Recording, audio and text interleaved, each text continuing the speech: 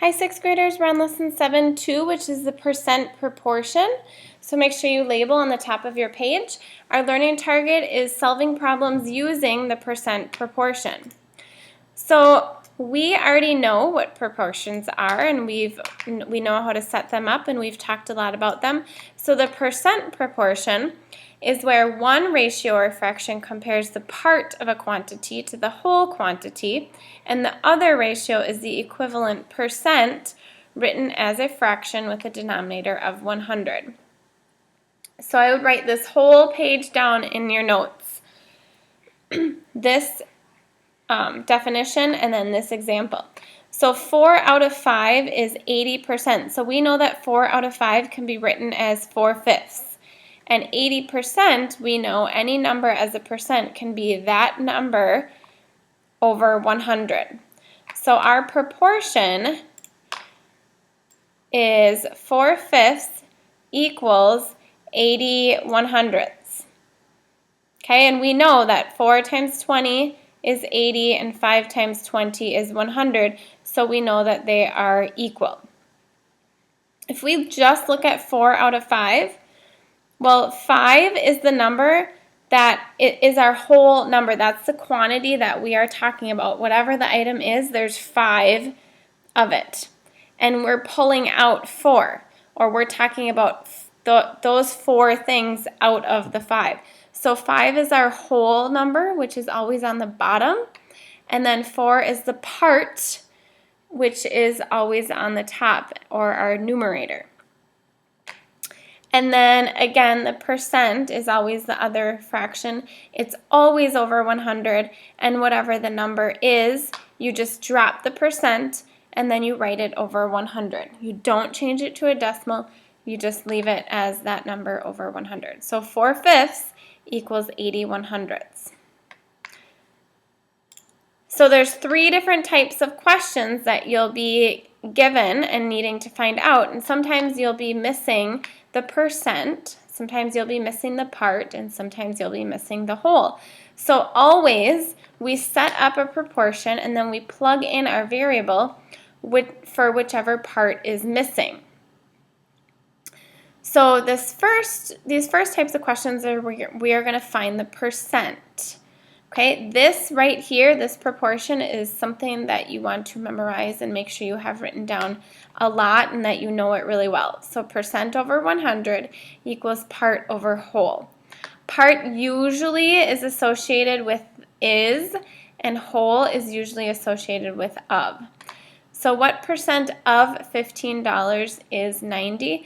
We're missing the percent, so we're going to set it up as our proportion. So our variable is going to go into my percent right here. It's always over 100. And then of $15 is 90. So what percent of 15? So we're taking $15, we're taking the percentage of it, and we are getting 90. So you can kind of think of it as that is what number are we taking the percentage of? Okay, so those are always diagonal from each other. You're finding the percent of 15 and you get 90. That's your answer. And then we solve for the variable. So we know that we cross multiply. So we have 15x. We always want to write our number before our variable equals 100 times 90. So we have 9,000. And then we're going to divide both sides by 15. So we get x equals 600. And then we have to remember that we were finding the percent, so this is going to be 600%, which is a huge percent, and that makes sense because 90 is greater than 15, so we know our percent has to be greater than 100. All right, what percent of 25 is 20? So again, we're looking for the percent, so right away we can fill in our variable for x over 100. Now, this is the trickiest part of setting up our proportion, is figuring out which is the part and which is the whole. So we're finding the percent of 25, so that's our whole, and then the answer is 20. So something percent of 25 is 20. So then we cross multiply. 25x equals 100 times 20. So we have 2,000.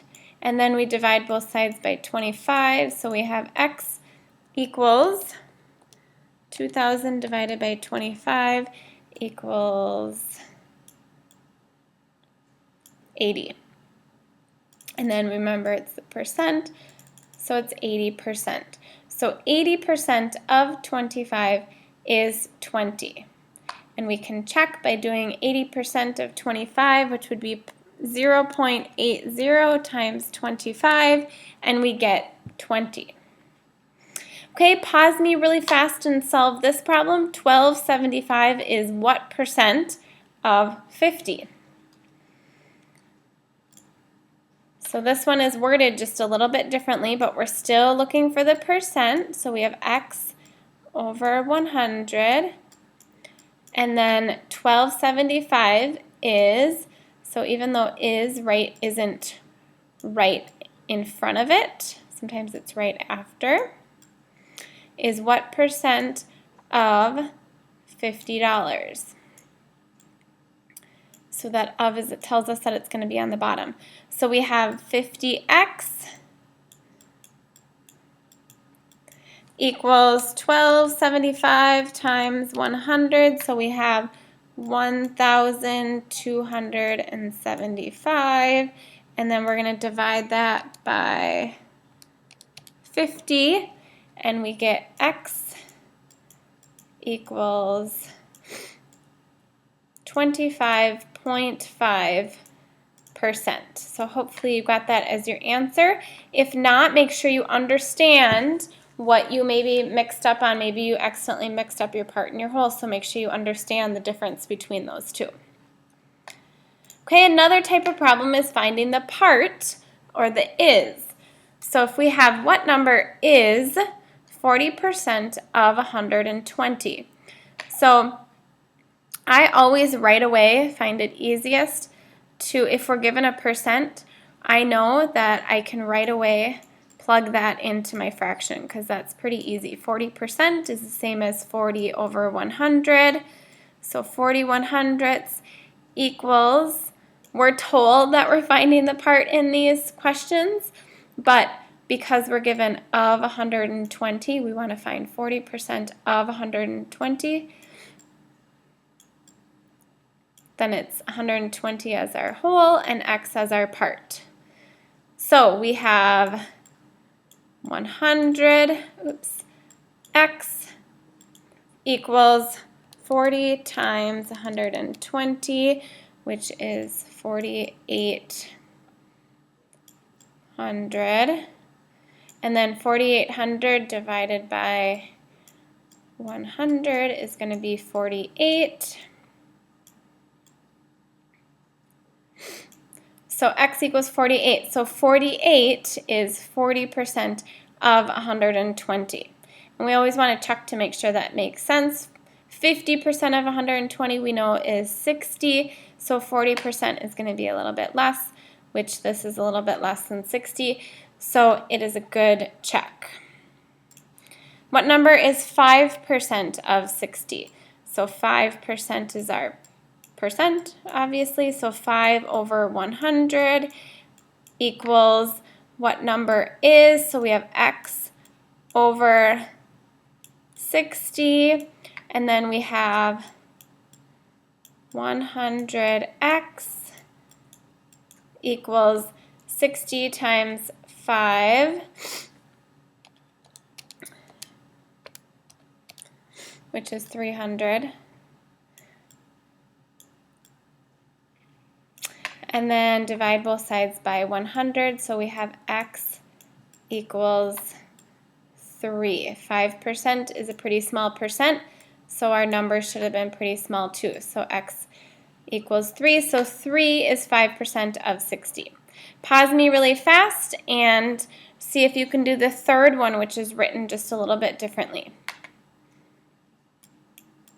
So 12 over 100 equals, so 12% of 85 is what number? So of 85 is what number? So that's our x.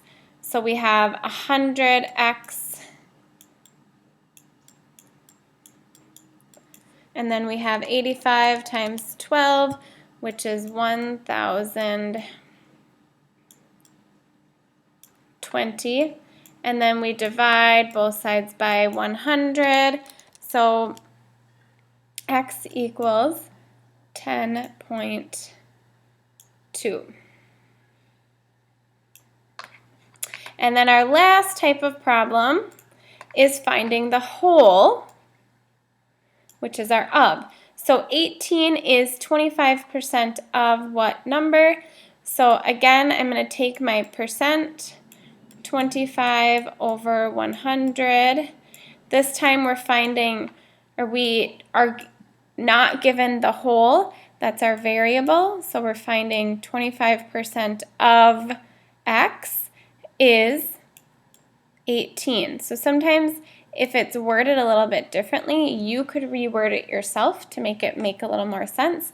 So 25% of x is 18. And then we solve. So we have 25x equals 100 times 18, so that's 1,800. And I always like to have my number and my variable, whichever multiplication, cross multiplication it is, I always like to start with it on the left side and then have the other one on the right side, but it's totally up to you if you always like to multiply these ones first and then these ones, or vice versa, as long as you are always multiplying kitty corners. So these two and then these two. So 25x equals 1,800, so 1,800 divided by 25 is 72. So 25% of 72 is 18. So 25% is 0.25 times 72, just to check, is 18. So we're good to go. 40% of what number is 26? So 40 is my percent. So again, I like to just get that one out of the way. So it's 40 out of 100. Of what number? So of goes with my whole, which is on the bottom, is 26. So again, 40% of x is 26. So we have 40x equals 100 times 26, so we have 2,600. 2,600 divided by 40.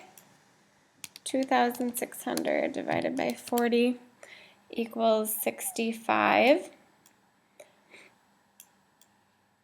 So 40% of 65 is 26. And then 80 is 75% of what number? So pause me and do this last one by yourself really fast. So we have 75 over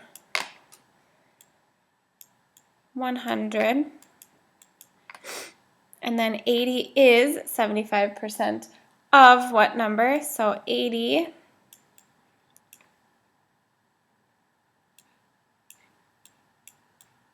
over x, so we have 75x equals, so 100 times 80 is 8,000. 8,000 divided by 75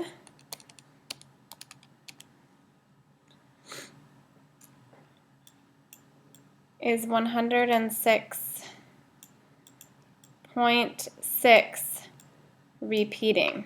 If you had 106.7, that would be fine, but 106.6 repeating would be the best answer. So there are a lot more examples in the book. Make sure that you understand the difference between the percent, the part, and the whole. So it's super important. So if you need to rewatch it, or if you need to look in the book or in your online textbook, that would be a really good thing to do because it's really important. We're going to be doing a lot more of these problems involving these things, so it's important to understand it. And then make sure you log into NICU and take the 7-2 NICU quiz. Have a super evening.